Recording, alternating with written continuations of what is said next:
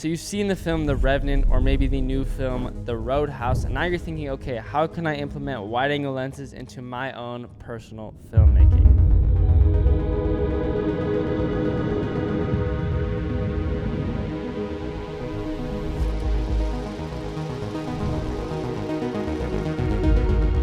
In today's video, I wanted to dive into the use of wide-angle lenses in filmmaking. I feel like it has become so popular whether you're looking at Hollywood films or even projects that I've been doing recently. But in this video, we will go over what exactly is wide-angle filmmaking, what are the different kinds of wide-angle lenses, and then finally, why everyone is using it and how you can use it on your own personal videos.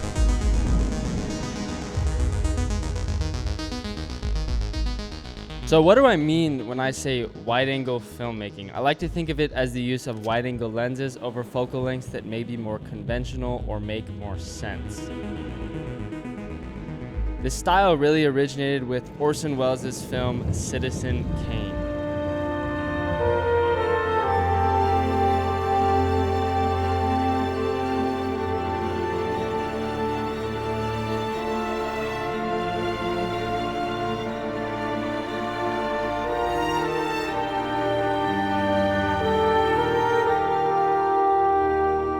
As you can see, most of the shots throughout the film are all shot on wide-angle lenses, which has a super interesting look to it, and it has definitely inspired a lot of modern-day cinematography.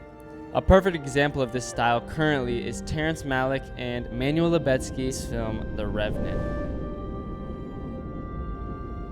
And now that we have a kind of idea of what wide-angle filmmaking really is, let's look at the types of wide-angle lenses. We have a 12mm fisheye, an 8mm fisheye, and then finally a 12 to 24 ultra-wide lens. These are all considered wide lenses, but each of them have very interesting characteristics. The Rokinon 12mm lens was the first fisheye that I actually ever purchased. I had seen lots of wide-angle work and thought maybe I should try it out. And it is super wide, and it definitely has a ton of barrel distortion, which helps add to that fisheye look. But after a while, I realized that I really enjoyed that wide field of view, but I didn't love the distortion. And this is probably the worst problem I could have, because trying to find a wide angle with no distortion is not cheap.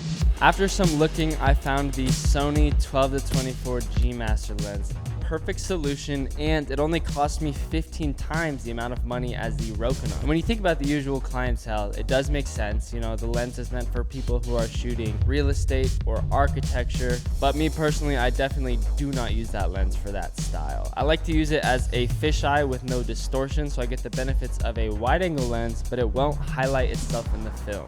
It also has autofocus, so if I want to shoot higher movement scenes, I don't need to worry about manual focusing, and I can shoot at a lower aperture. Comment down below if you have actually used any wide-angle lenses, or maybe if you own a fisheye or an ultra-wide, because I love hearing what lenses people have. And then finally, we have the Samyang 8mm lens. This is actually a Super 35 lens on a full frame camera. So it technically has the same field of view as the 12mm, but it has kind of a box around it in the frame. And this really helps encapsulates the fact that you are watching something through the lens of the camera. And there are many other different wide-angle lenses, but I would say that these three that we just talked about span almost all of the characteristics that come with that style. And also, if you are interested in any of the lenses I just discussed, they will all be linked in the description, so go check them out. But now let's focus on how Hollywood directors use them on their films, as well as how I like to use them on my own personal projects. There are three main reasons that these lenses are being used. One is the storytelling advantages, number two is the depth and scale, and finally number three is the dynamic and immersive visuals that come with wide-angle lenses.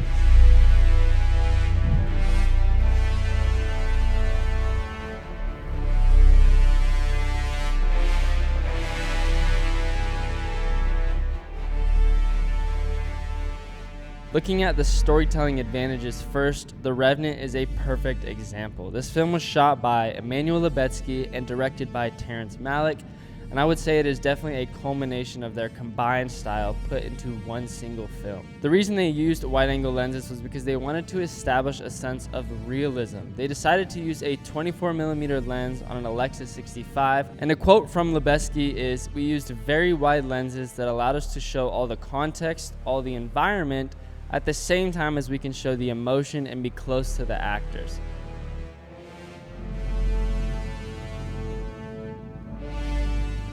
The way I implemented this same idea of using wide-angle lenses to tell the story better was by getting close to my subject and still getting lots of the background elements involved.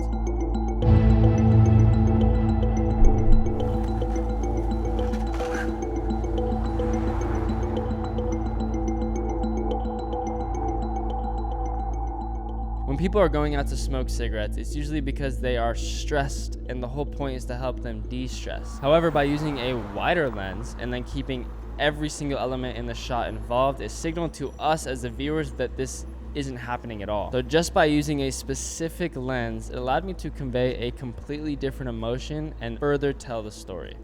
The second use case is space, depth, and scale. Looking at the film 2001: A Space Odyssey, we can see that they use a wide-angle lens for these spaceship shots, and it really highlights the depth and the vastness of the ship. If they were to have used a tighter lens, it definitely wouldn't have given off the same feeling. And even if we just put the lens aside, by putting things into the foreground, it allowed them to sell the idea of scale even more. Taking this in another direction, instead of showing depth or vastness of the frame, you can use scale to change the impact of your character in the film. By using wider lenses, you can allow your character to feel smaller in comparison to the environment. This is definitely super valuable for feelings of insignificance or vulnerability with your character. The last use case is dynamic and immersive visuals. I would argue this is probably the most common reason wide-angle lenses are actually used. Like I mentioned earlier, it shows more of the environment, which makes your viewer feel like they are part of the film. They are wherever the main character is. And the reason that wide-angle lenses are so good at this is because if you take something like a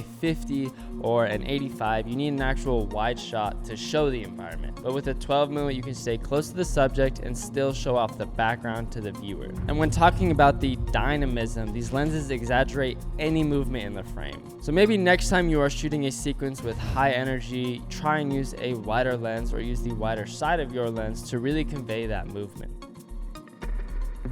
Wide-angle cinematography is definitely my favorite style when it comes to filmmaking, and hopefully this video kind of helped you understand what it exactly is, and maybe it even inspired you to go pick up a wide-angle or a fisheye lens. But please like, comment, and subscribe, and if you're interested in more of my videos, go check out this one on how to get cinematic footage for cheap. But thank you all for watching, and I will see you next Monday.